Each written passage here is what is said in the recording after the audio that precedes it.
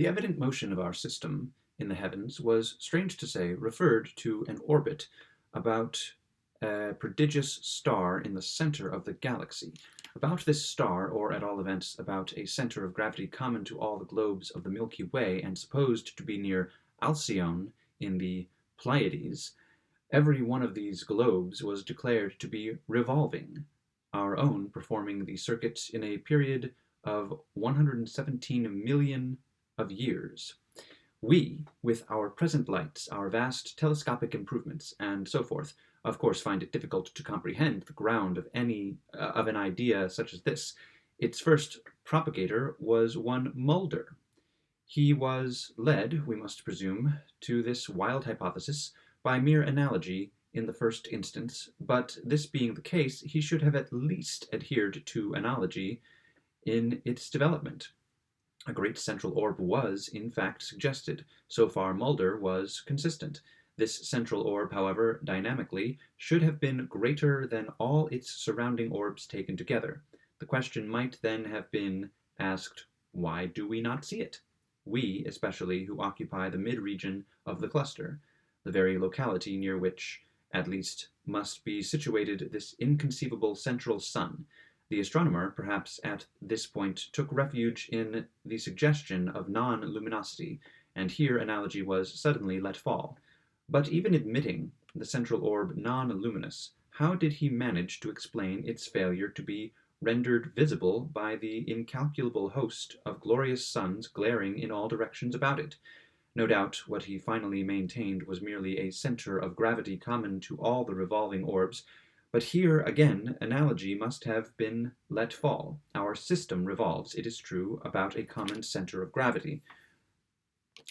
But it does this in connection with and in consequence of a material sun whose mass more than counterbalances the rest of the system. The mathematical circle is a curve composed of an infinity of straight lines. But this idea of the circle, this idea of it which, in regard to all earthly geometry, we consider as merely the mathematical in contradistinction from the practical idea, is, in sober fact, the practical conception which alone we have any right to entertain in respect to those titanic circles with which we have to deal, at least in fancy, when we suppose our system with its fellows revolving about a point in the center of the galaxy. Let the most vigorous of human imaginations but attempt to take a single step toward the comprehension of a circuit so unutterable. It would scarcely be paradoxical to say that a flash of lightning itself traveling forever upon the circumference of this inconceivable circle would still forever be traveling in a straight line, that the path of our sun along such a circumference, that the direction of our system in such an orbit would to any human perception deviate in the slightest degree from a straight line, even a million of years, is a proposition not to be entertained, and yet these ancient astronomers were absolutely cajoled, it appears, into believing that a decisive curvature had become apparent during the brief period of their astronomical history, during the mere point, during the utter nothingness of 2,000 or 3,000 years. How incomprehensible that considerations such as this did not at once indicate to them the true state of affairs, that of the binary revolution of our sun and Alpha Lyrae around a common center of gravity.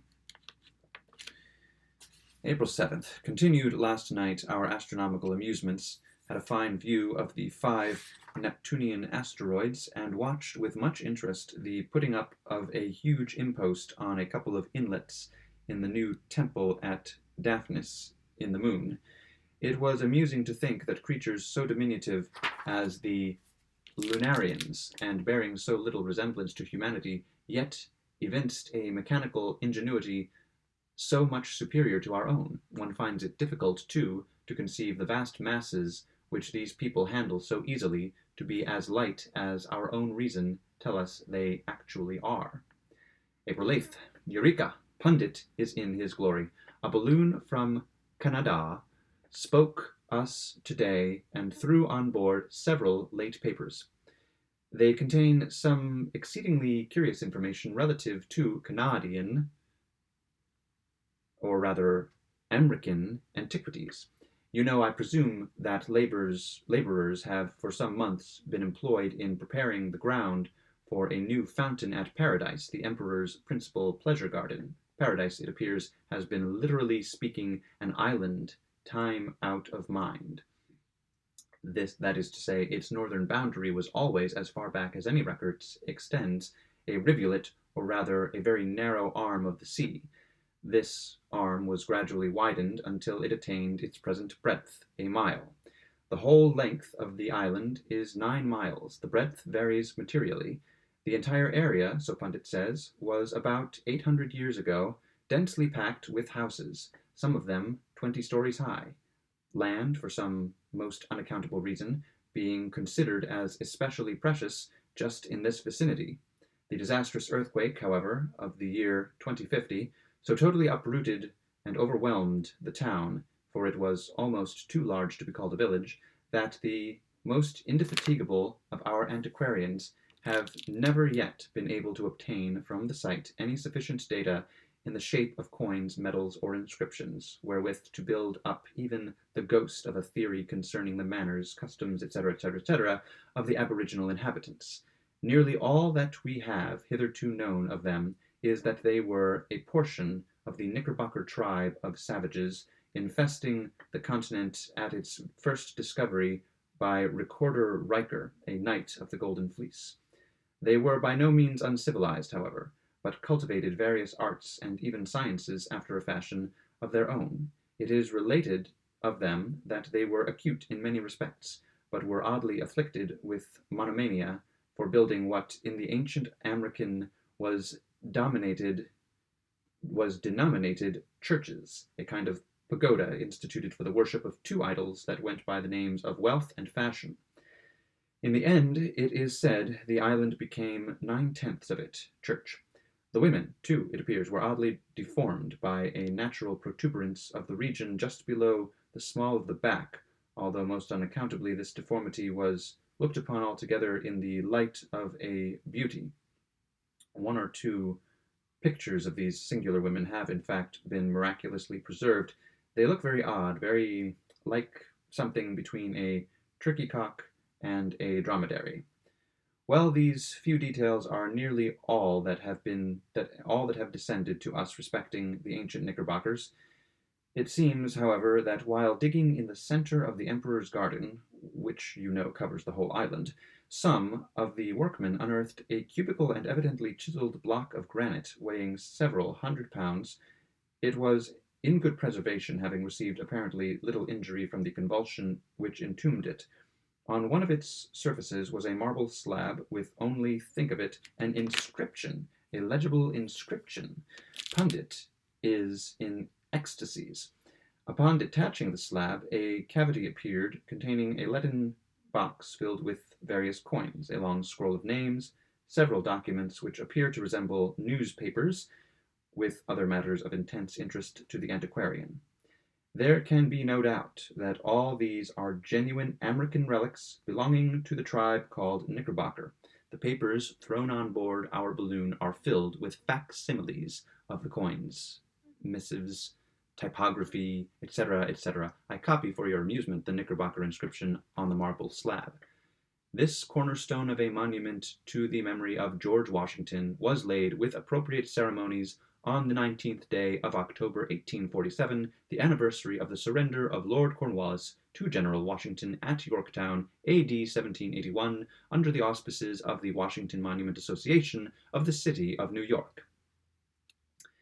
This, as I give it, is a verbatim translation done by Pundit himself, so there can be no mistake about it. From the few words thus preserved, we glean several important items of knowledge, not the least interesting of which is the fact that 1,000 years ago actual monuments had fallen into disuse, as was all very proper, the people contenting themselves, as we do now, with a mere indication of the design to erect a monument at some future time, a cornerstone, being cautiously laid by itself, solitary and alone. Excuse me for quoting the great American poet Benton. As a guarantee of the magnanimous intention. We ascertain, too, very distinctly from this admirable inscription the how as well as the where and the what of the great surrender in question. As to the where, it was Yorktown, wherever that was, and as to the what, it was General Cornwallis, no doubt some wealthy dealer in corn. He was surrendered.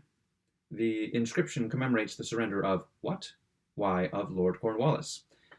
The only question is, what could the savages wish him surrendered for?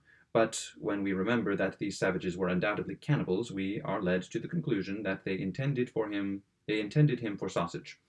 As to the how of the surrender, no language can be more explicit. Lord Cornwallis was surrendered for sausage under the auspices of the Washington Monument Association, no doubt a charitable institution for the depositing of cornerstones. But, heaven bless me, what is the matter? Ah, I see the balloon has collapsed, and we shall have a tumble into the sea.